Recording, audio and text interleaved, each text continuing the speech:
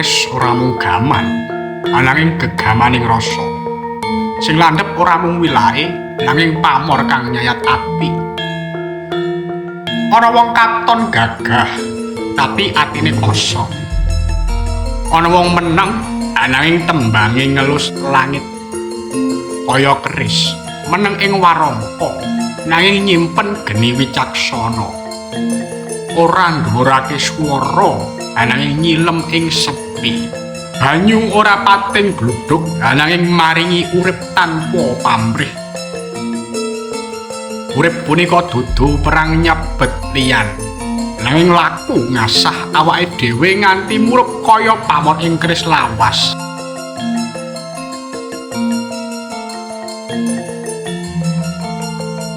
Para rawuh, para wicaksana, para penyimak rasa, kawula badhe nyariosake satunggaling pusaka kang ora namung ngandhut warastra, ananging ugi waskita kang langkungi jaman. Pusaka punika asma Keris Dapur Kyai Sengkelat, pamor Akodiat, tangguh Cirebon Sepuh. Punika dudu mung gaman saking wesi lan waja, ananging minangka manunggaling cipta, rasa lan karsa karya sang empu kang wis nggayuh kasampurnaning batin.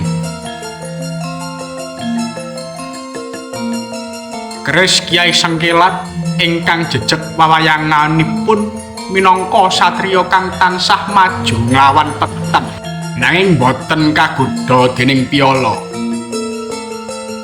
Sengkelat saking tembung sengkala, tandha yen keris punika nyimpen pralambang jaman, pralambang ujian, pralambang bebendu agung. Nanging Kyai Sengkelat iku ora mung nyengkuyung sengkala, ananging ngreksa. Dapur punika minangka panjurung sang pemilik supados ora mung urip, nanging urip kanthi makna. Ateges tumindak adil, jujur, waskita lan waspada marang godaning laku donya. Pamor Akodiat punika pamor kang boten sembarang. Saking tembung Arab Akodiat tegesipun langgeng, abadi tanpa wekdal. Pamor punika ngemu piwulang suci yen satemene laku urip manungsa punika boten namung kanggo dina punika, ananging kanggo selawas-lawase nyambung karo jagat agung, nyambung karo sang-sangkan paraning dumadi. Pamor punika minangka talining rasa antawis manungsa kaliyan Gusti. Senadyan boten kinayang mripat, ananging kasat ing batin. Yen sing nderekake pusaka punika wasis ing rasa, bakal krasa pusaka punika bisa maringi pitutur ing turu, ngelingake ing pepalang, lan paring pitedah nalika laku kudu milih arah.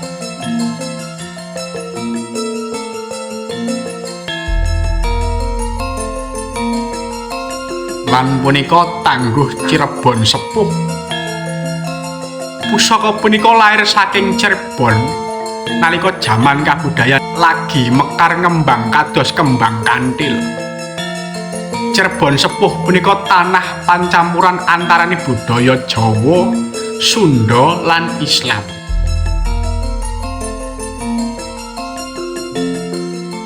Empu ing kono ngrajang keris boten ngagem logam kemawon, ananging ngladosi kanthi tapa, kanthi nglakoni wirid, kanthi kawilujengan, ngagem kabeninganing niat. Mula keris tangguh punika boten mung kiyat tumrap raga, ananging kiyat tumrap jiwa. Boten kelangan daya tuwah kang wis nyimpen aura pangreksa, ngajengake pamomong lan nglantarake piwulang kang alus, ananging watara.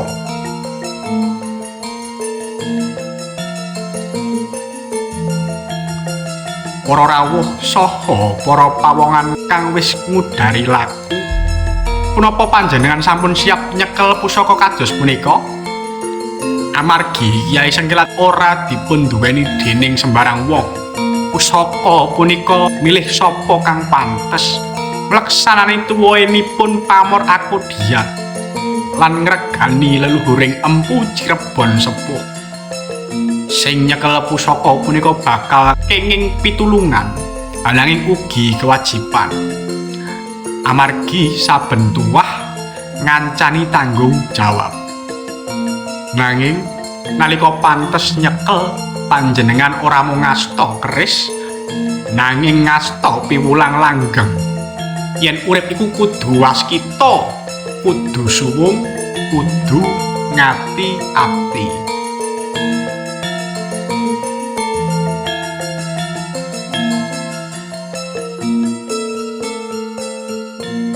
Nuwun, matur suwun.